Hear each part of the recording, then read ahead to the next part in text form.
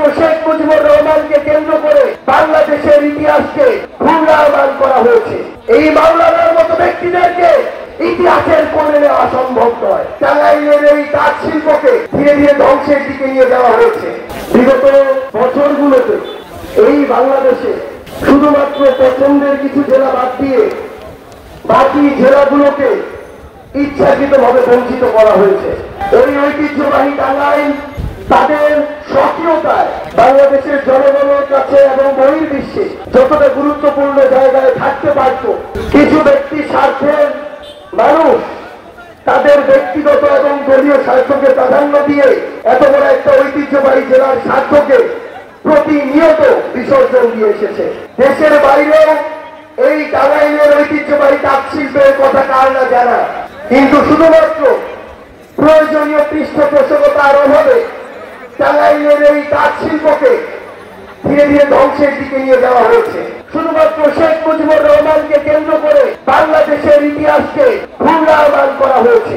যাদেরকে দেখে তারা রাজনীতিবিদ হওয়ার স্বপ্ন দেখত, সেই শেরে বাংলা হোসেন শরীফ সোহরাওয়ার্দী, মাওলানা আব্দুল হামিদ খান ভাসানীর মতো ব্যক্তিদেরকে ইতিহাসের একটি কোণে নিয়ে যাওয়া হয়েছে।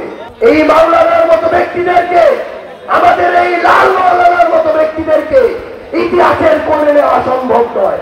এই যে ভাসানী হল, সেই হলকে কেন্দ্র করে হয়তো আমার এই মজলুম ভাসানীর নাম বাংলাদেশের কোনায় কোনায় ছড়িয়ে পড়তে পারত, সেই হলকে মাদকাসক্তদের একটা আস্তানা বানানো হয়েছে।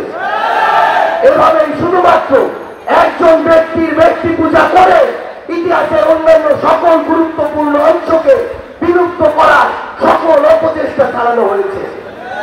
আমরা 24 পরবর্তী বাংলাদেশে এই বাংলাদেশের প্রশাসনকে, পুলিশকে, অন্যান্য বাহিনীকে বাংলাদেশের জন্য দেখতে চাই, বাংলাদেশের মানুষের জন্য দেখতে চাই। আমরা স্পষ্ট করে আরেকটা কথা বলি, আগামীর বাংলাদেশে আমরা মিডিয়াকে কোন ব্যক্তি, গোষ্ঠী, দলের দালাল হিসাবে দেখতে চাই না। 24-এর পূর্ববর্তী সময়ে কয়েকটি মিডিয়া অন্ধভাবে দলের দালালি করেছে।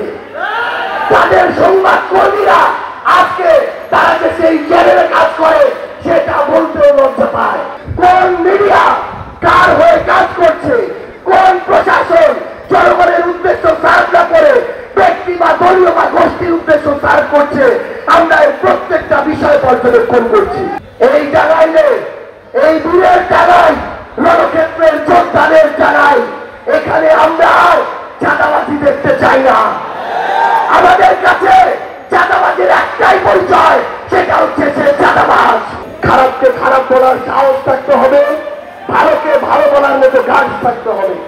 আমরা যদি এটা করতে পারি তাহলে আর কোন চোর, বাটপার, যারা সিন্ডিকেট চালায়, মানুষের ব্যবসা করে, দুর্নীতি করে, চাঁদাবাজি করে, তারা আর আপনাদের আমাদের মাথার উপরে উঠে আসতে পারবে না।